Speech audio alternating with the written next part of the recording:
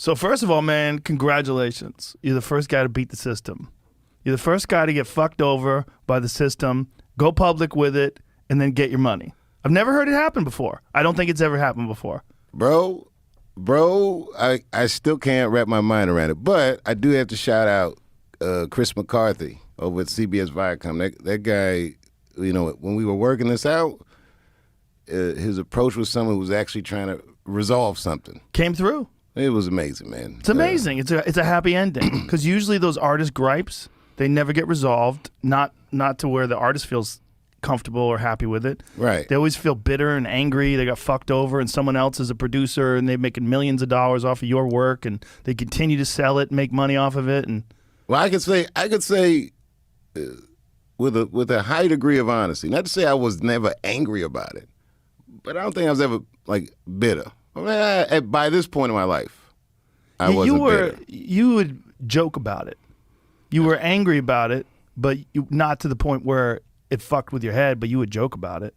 Well, I mean, you know, the bottom line is no matter what happens to you, you got to keep going. You got to keep going. And bitterness is quite cumbersome. Yeah, it's bad for you. Right. So, you know, jokes is a way of shaking that off or processing something with the alchemy of levity. Yeah. Holding grudges, bitterness, shit's very bad for you. It doesn't ever help. No, and now we're getting on in age. You know what I mean? When we were younger, it was fine to hold a grudge. You didn't realize how, you know. You didn't realize it was fucking with you. What is that expression? It's about jealousy. The jealousy is the only poison that affects the container that's holding it. Right. That's exactly right. Yeah. But bitterness, the same thing. Same thing. Yeah, it's not good. Yeah. It's just not good for you. You got to be able to let shit go. Yeah. I mean.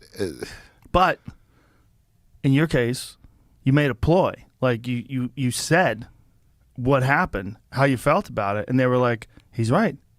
I think, yeah. Let's give him the money. It wasn't a court of law. I don't believe I would have got anything.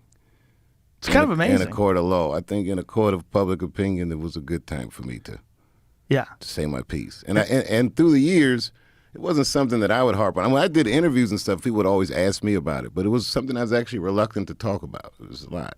Yeah. Well, it's hard for other people to relate to this idea that you want more money. You know, you're talking about regular people, and you're saying this thing, even though it is yours. It's hard for people. Money is, if you look at life, anything in life, through the framework of money, you'll miss most of the picture. Yeah. And you know, in business, especially at this stage in our careers, you realize through the years, people play incentives.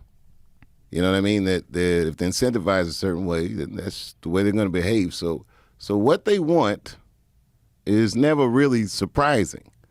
How they get there is where all the surprises are.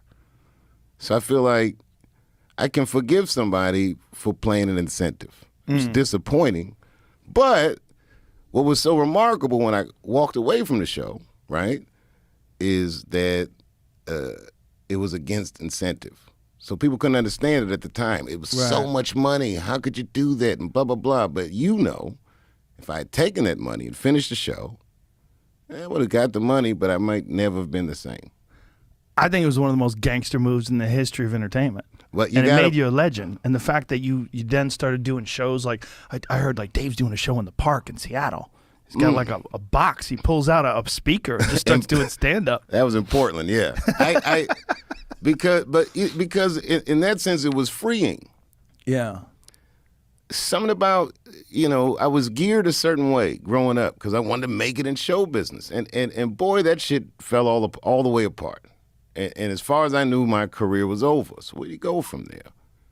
Yeah, but your career wasn't over. You just decided you were going to just sort of lay back for a while. In hindsight, yeah. But when it was happening, you really felt like it was over. I'd never seen these things before. Right. I didn't see anyone else do this and get back up. I didn't see, you know, and the drum beat is he's crazy, he smokes crack, he's this, he's that. Yeah. It was a wild experience.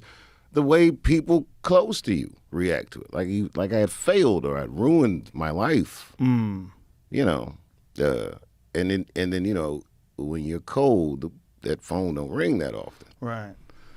And then I had over a decade of sitting in that choice, but I didn't languish in just that experience. I started doing stand-up for for much better reasons than making it. I still enjoyed it. I started seeing the places where I was performing. Normally when you're like successful in comedy, you know, you get off the plane or the bus, you do the hit, you go back to the hotel, you get back on the bus, you don't really see anything. You don't really, like even now, like this last run we did here in Austin, and we was here for weeks. And then I got to see Austin. I got to find restaurants I like. I met people that I probably called because I'm in town, stuff like that. And it was like that all over the world, not just the country. I started going around and just seeing the world. I got overwhelmed with this idea that none of my information was firsthand. I just read it in books or heard it from friends, and I was eager to just see something for myself.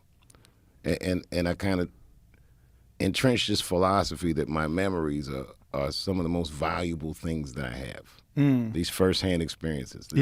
Can't take that away from if I reminisce on a nice day, then you know it feeds you. Remembering something is neurologically almost identical, I've read, to experiencing it.